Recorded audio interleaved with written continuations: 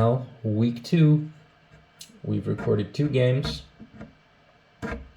One game was the conflict game.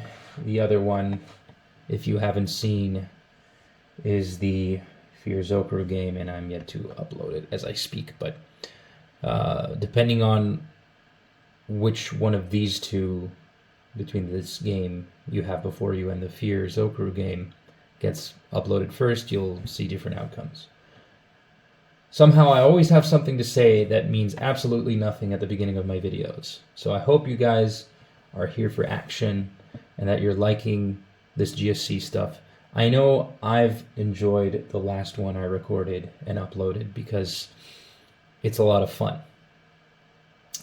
If you ever have any suggestions, do let me know.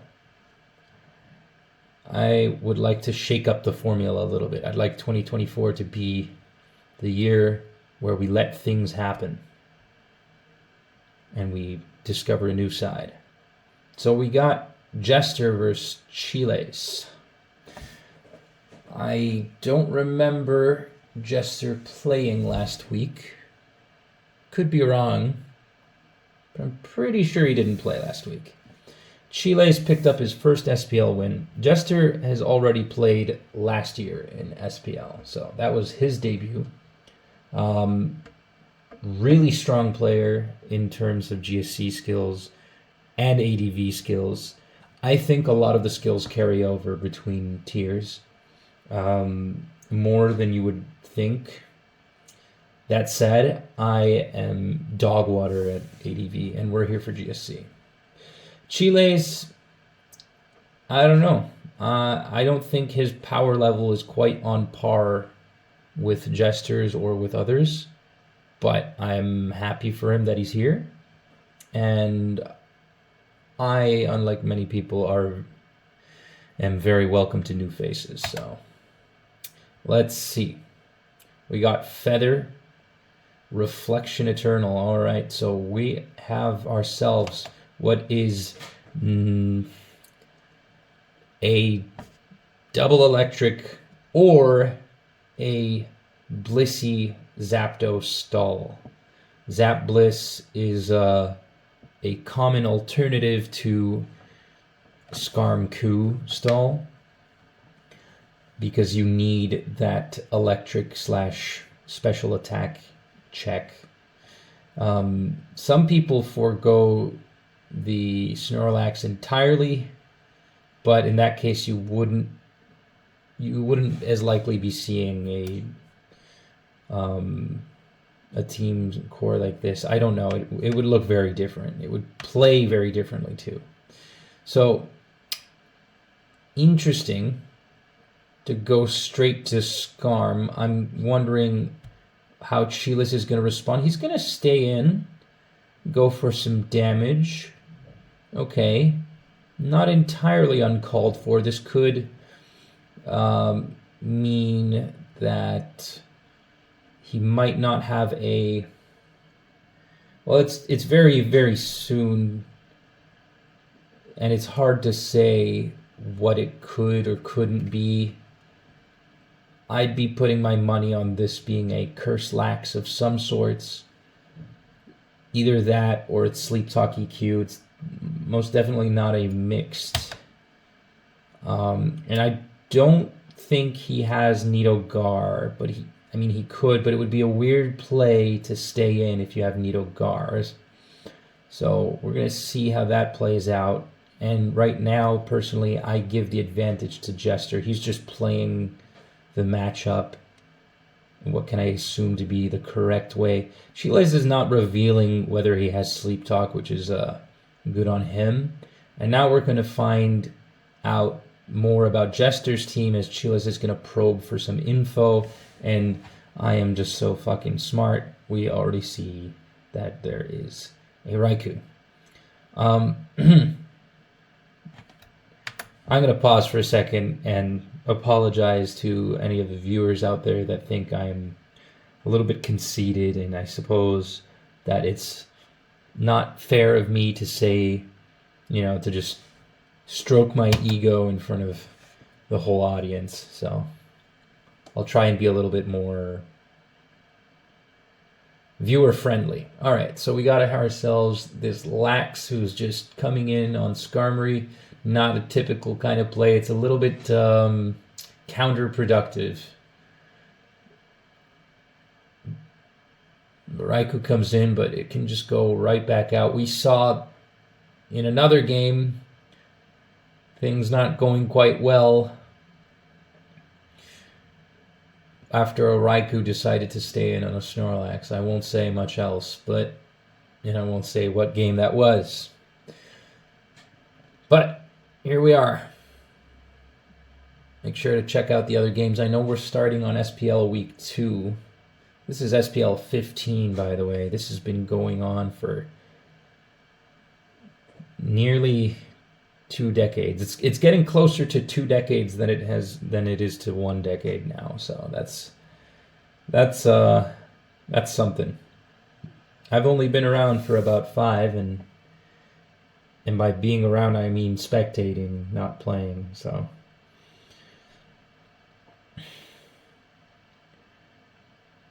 all right, so we got ourselves a bit of that same old. Has Sleep Talk been revealed yet? No.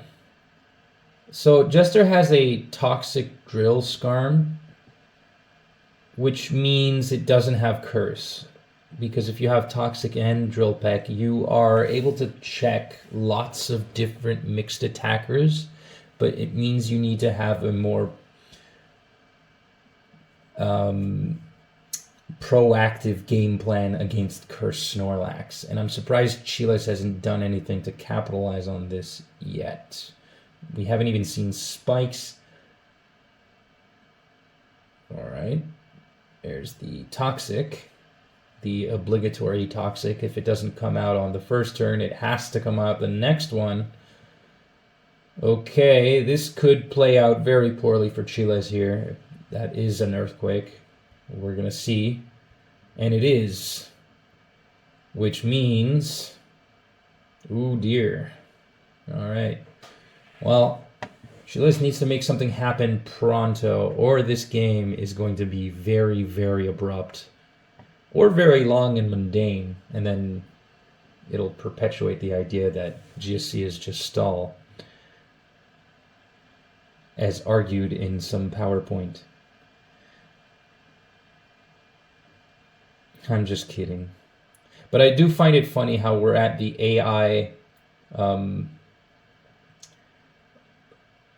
we're at a level of modernity. Wait a second. Did I not say that it's not Curse? Okay. Okay. Alright. This is very uncommon. It's not unheard of. It's been used.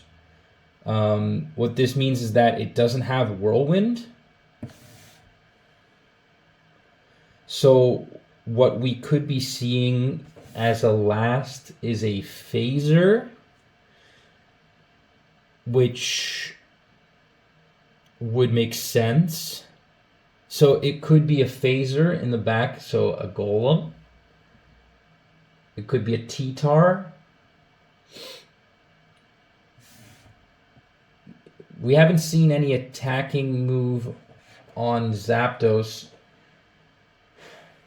There's a chance that one of the electrics could have a phasing move. I don't know. I can't really put my money on anything here, but let's see. What am I worried about the most? I don't know. There might even be a chance of an Umbreon in the back, but plays out very interesting so far. Double Electric does help a lot with the issue that is Curse EQ Snorlax, or Curse Snorlax in general. Alright, we got ourselves T-Tar. Finally, and T-Tar paired with another ground is a scary thing to face because it has lots of options. There's our Toxic. Alright. Is it the first Toxic of the game? Possibly.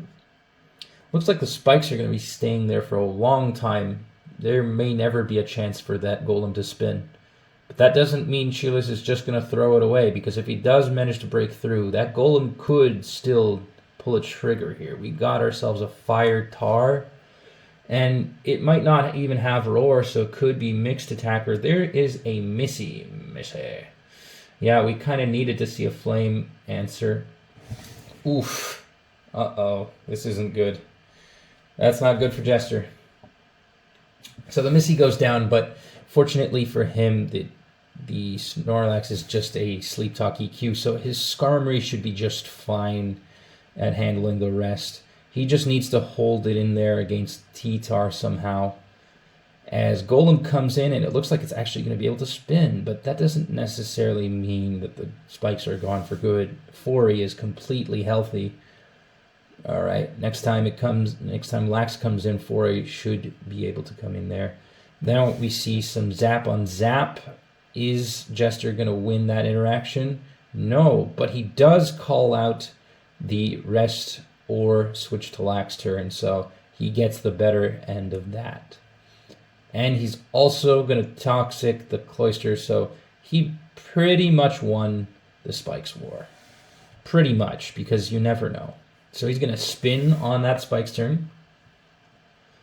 And he's going to go to Zapdos, which is a very good sequence there. Spin in to go to Zapdos, forcing the Cloister out. So next time it comes in, takes 25.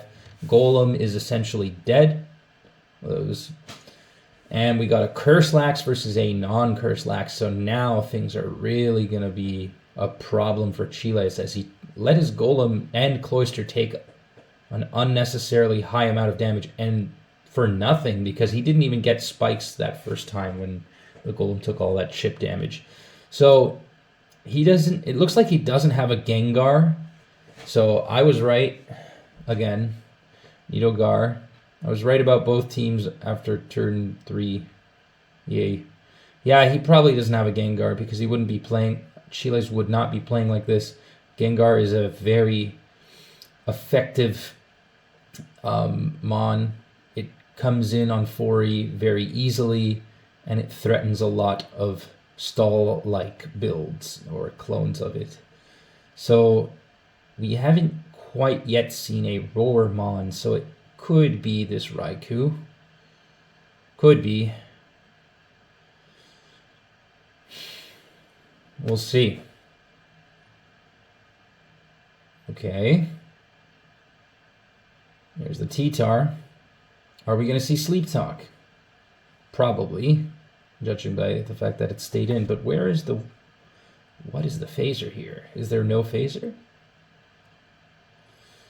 So if there's no Gengar in the back, it means that the last Mon is a filler Mon of sorts that is meant to play a very decisive role in the late game. It's going to be the deciding factor, in that it will help decide whether Chiles can sweep through Jester's team, take down at least 2 Mons, or it'll decide the outcome of the fight in the other direction. Like I said, with the way things are right now, the game is going to be paced out to be kind of awkward. But Jester is in a very dominating position. He, thus far, doesn't have to worry too much about what Chiles can do. He can always switch back to Raikou should Zapdos come in. He can, well, he can't phase with the Skarm. It's a very interesting compromise, but he also has a very, very strong offensive win con. And going to Snorlax like this, especially when the Zapdos is in Sleep Talk, can give it a window of opportunity to break right through. We see big damage here, possible 2-hit KO. There it is. And the next thing that's going to come in has to make it count, because this Tyranitar has to land a dynamic punch. Or, yeah, sure, Paraflinch is also possible. Actually, it's more likely. It's more likely. Has All right, takes another bit of damage. There's no Earthquake on this Tar, meaning it's going to go down. And the Raikou is somewhat healthy. So Jester looks really good right now. And there it is. Perhaps Chile's favorite Mon. Sub Nightmare Starmie. I probably should have expected this, but Sub Nightmare Starmie is a bit of a pushover. It's not, at this point of the game, it's not really going to leave much of an impact. We see that it has a lot of potential. Like we'll see a lot of potential. But like this Snorlax is healthy now, and what does Starmie do, right? It can chip it. That's probably what it would do. Jester's gonna rest up, be a little cautious, make Starmie work for it. You know, there's the Nightmare. But Jester can switch out if he wants to, you know. He can do lots of things. He's not gonna do that because he's not gonna give Chiles what he wants. So a crit could happen. Chiles has a chance at critting this Lax after a Nightmare. And the fun thing about Nightmare is that it gives you 25% of a hit. So in 2 turns, it will deal 50%. So it's like guaranteed to put in some work while you're busy clicking Recover or Rapid Spin. Or I'm sorry, not Rapid Spin, but other moves. But I'm not particularly impressed. I've seen Sub Nightmare. I've seen him use it a lot. And unless a crit happens here, there's not much. So just like I said, it's going to be the deciding factor in this game. But honestly, even with a crit, Jester seems pretty comfortable winning this. He has 5 Mons, and Chiles has essentially 5 Mons to deal with, and only 1 Boom and no Sweeper. So he can't get past the Skarmory unless Jester were to royally fuck up. So he's just resting up, and we're down to 11 Surfs. We're going to speed up the pace here. Less the attention spans of the Gen 9 players is gone. Oh, who am I kidding? They've already clicked off the video. Alright, so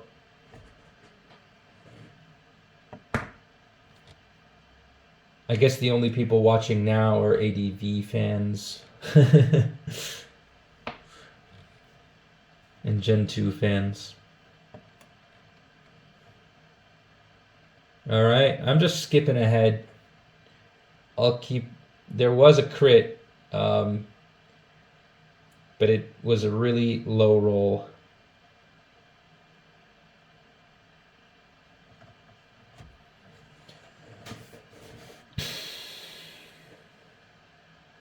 Okay, and we're down to like 3 Surfs, so at this point, there's no way the Starmie gets past this Lax. And there comes Golem. Golem can boom here, or spin. And he's going to boom. Alright.